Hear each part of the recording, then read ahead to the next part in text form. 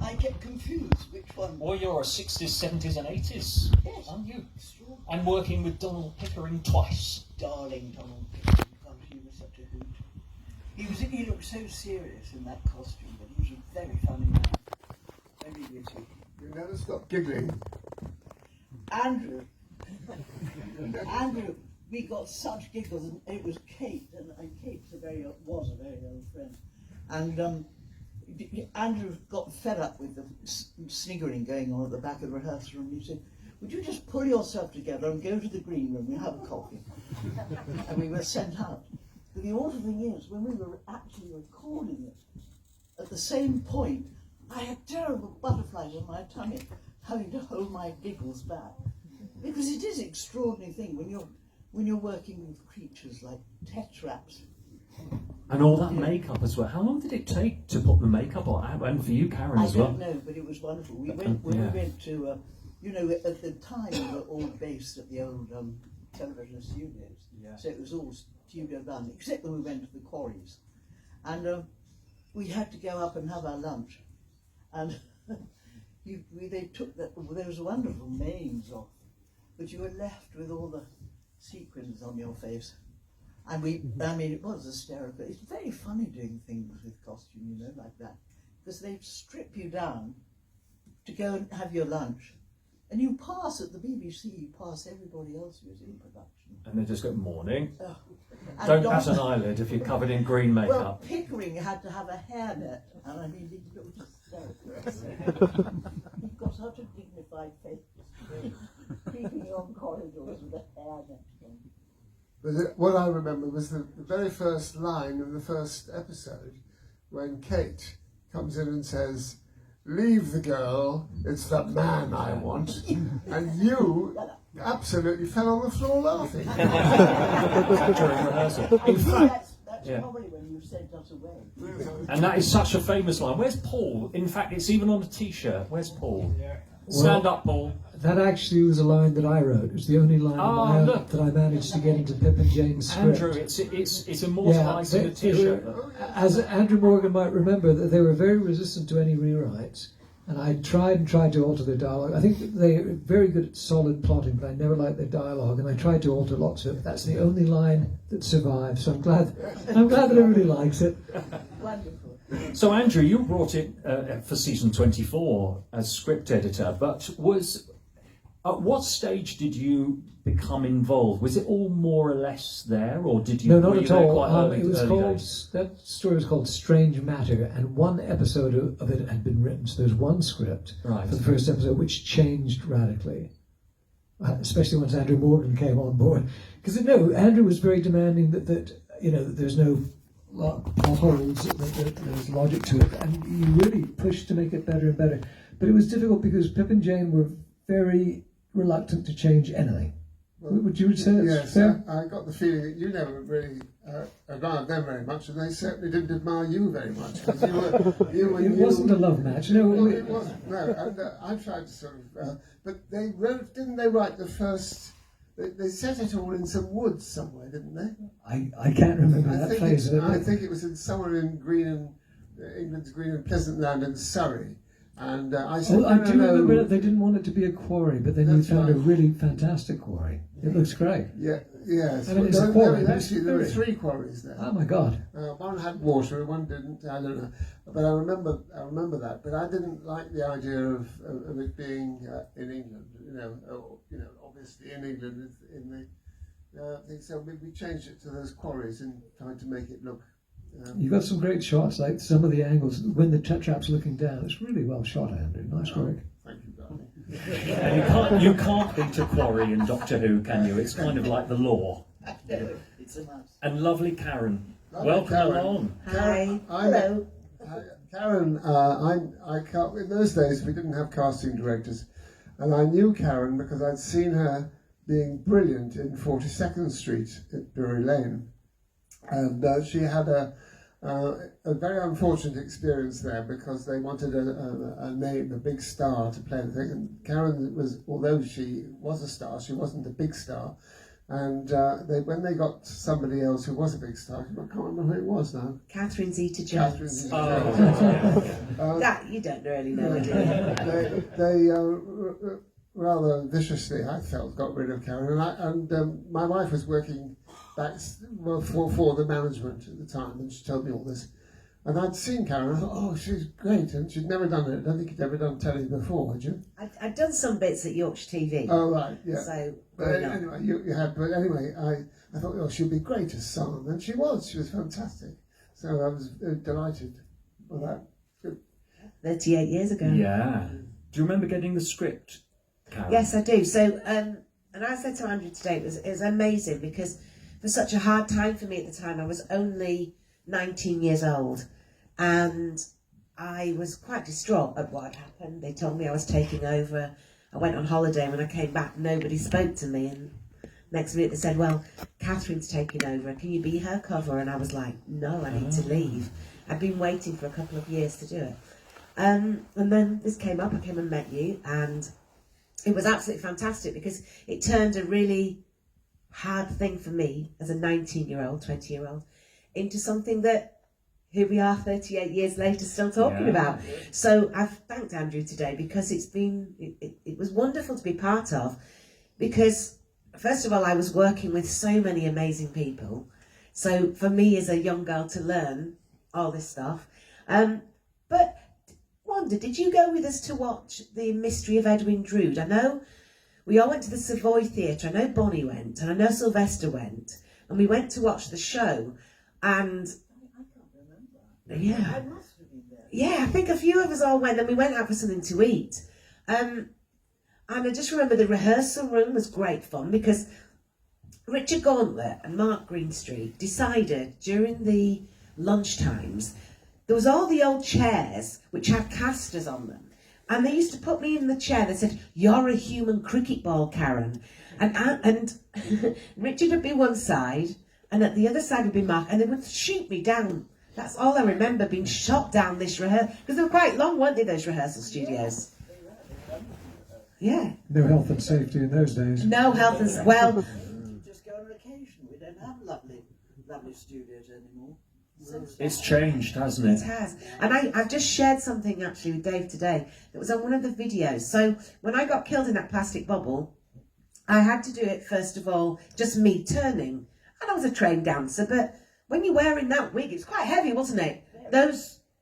So you're turning, and I'm all off balance. So we said, we're going to put you on this. It was a round thing, yeah? But it had a spike sticking up like this. So there was no health and safety in 1987. And there is a video of me going on it. And there's people at the bottom, and they're turning me. And I was just rubbish. And at the end of it, someone says, "Bonnie, do you fancy a bit of that?" And she went, "Yeah, I do." So I don't know what video it's on, but Dave's got it today. Yeah, it's amazing. But I'm all over the shop. So I think you used the one where I was just on my own, not the one on the turntable. Did you know, Karen, when you got the part that you would die 7 minutes in? Because I know when you get a script, you go through it with a highlighter, and you do all your lines, and then it's like, oh, I got to page 5 and there's nothing more. Do you know, I think because of everything that happened, I was just absolutely overjoyed to do it. So for me, it was never about that. And actually, I was 18, 19, yeah.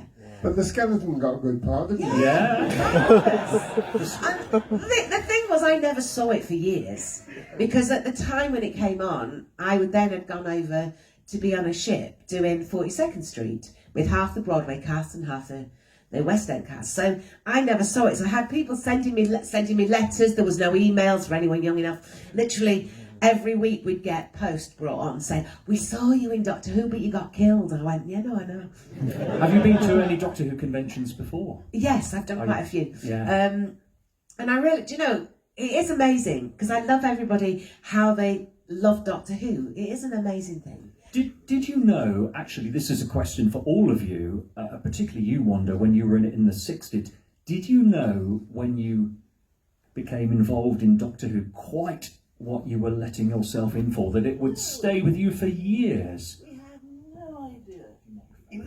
We had no idea. It was just lovely to be in that kind of show, and it was quite different anyway for all the other drama series that I was doing, and it was wonderful. in the faceless ones, the first one I did, we didn't have any costumes. But the next one, which was when I was painted gold, Image of the Fendal, the yeah, Fendal. that was amazing. Yeah. But the faceless ones was it was with lovely Pauline Collins, who was just departed, a darling girl. Yeah. And we weren't taking it seriously. And I got to know the director, Jerry Mill, and we upset him terribly. I mean, I irritated Andrew. It's when you're doing something like that, it's just not make believe, and it's very difficult not to find parts of it, you know, which are pretty unreal, funny. And Pauline and I, it was a long shot at Gatwick Airport, and we were running away from the baddies, and we were hiding amongst the cars, and we didn't know the camera was on because Jerry was miles away. It was a long shot, and we were, in those days, we all chewed gum all the time. And it was a sort of nerve thing, you know, you had a pot of gum in your mouth and we were going, and it was a long shot, and he was so angry because when he got back to the studio and was editing it, he's got his two actresses looking dreadful. I mean, we didn't look the slightest bit scared. But it's very difficult not to misbehave. You know. And how do you think television production has changed over the years? Because you did it in the 60s, the 70s and the 80s. Could you see a kind of advancement? I know technology and colour and things may have not really, come because in. the faceless ones was black and white, wasn't it? Yes, it was. When was the first colour one? 1970. It was for John Pertwee. Yeah. So you were in Tom Baker's Image of the Fendal. Yes. So that was like a 10 years later. Yes, I remember doing. I just had my son 6 months before. Yeah. My extraordinary son. Which I shall come on to later. I have a few questions. I think a lot of people have got a few questions. Well, no, it's wonderful because he now does that kind of stuff. Yeah, Sherlock and things. Well, not Sherlock. You know, the films. Doctor Strange. Doctor Strange. Thank you. Yeah. It's all lovely make believe, and it's like Doctor Who. Yeah. It's just advanced Doctor Who. Wanda, the big question, has Benedict seen Time in the Rani? No. Oh, he's missing out. I should. You should send him a DVD, and it's out on Blu-ray as I well. must get a DVD. Yeah. Good Christmas But present most for of him. all, it would amuse my grandsons. You know, that would be the fun. Yeah. But I mean, God, and I think of the advance of special effects now. Yeah. It was the digital age really which changed everything. With digital things, everything. I mean, all the effects are so easy now. For example, you could make a Dalek fly as simple as anything, you know. Whereas when we did this, that hadn't come in, and all the effects were very had to be thought out. When we had those bubbles, you know, that sort of, I was completely lost. I didn't understand what I was doing. Well, that was very advanced, though, really. It was advanced. Yes. It was. Colin Matson, who did the special effects, was brilliant with it, really. And I mean, they said to me, "Well, you've got to lock off the camera, and then now you can't." And when you saw the bubbles sort of going around and hitting the sides of mountains, there was nothing there at all. The camera, I just told the camera to do that and go up, bang, and stop there, and then pick it up and go there. And there was nothing to see. That was all added on later, and I didn't quite know how it was going to work. I didn't know at all. Andrew, was Dave Chapman involved with that? Yes, he did the video side of it. And he was really good. Yeah, they were both really good. Yes, so Colin did the physical, and Dave did the sort of the digital stuff effects. With all, Pre-digital, the video he effects. did all the stuff on afterwards in the video stuff. But Colin did the sort of ingredients, like the bit with Karen was talking about. The turntable, on the turntable. And getting,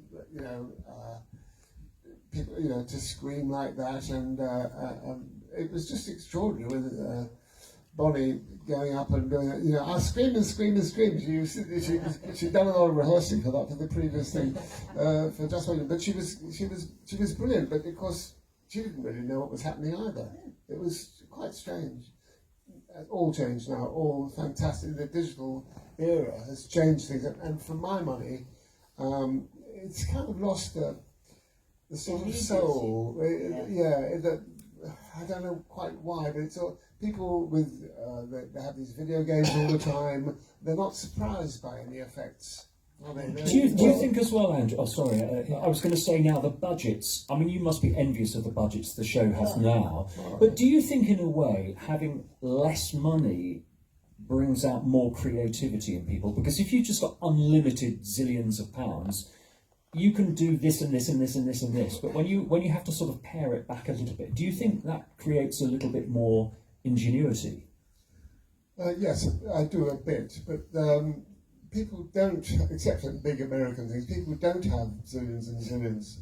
I mean, my daughter's a script supervisor. She's working on the Beatles film at the moment before that Sam Mendes is doing, and the budget there is really tight.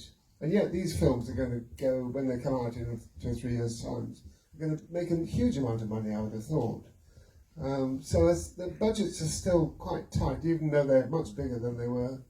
Yeah, I know certainly Doctor Who now, relatively speaking, has a lot more money than it did. Well, the Marvel films have an Yeah. amazing budget, but then they make a huge amount of money. Yeah. I don't know how much longer they'll last. We're talking a lot about special effects and budgets and things like that, but I want to just talk for a moment about the acting. Wanda, the bit where you cry, that's incredibly moving. I mean, the acting in this was really superb. And I want to say just how fabulous Kate O'Mara was. I'd forgotten how fantastic. Just as a physical actress, the way she moved and everything, she was superb, really great. I mean, it was a tremendously strong cast. Very well directed, too.